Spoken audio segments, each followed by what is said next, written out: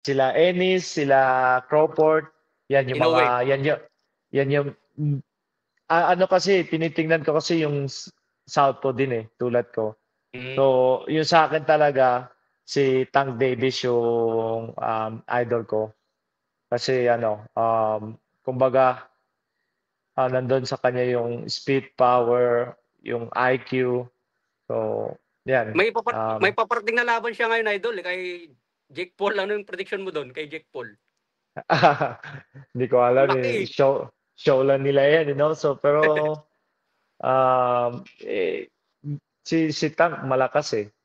Hindi ko alam. Hindi ko, ang hirap i-predict yan pag hindi totoong laban eh, no?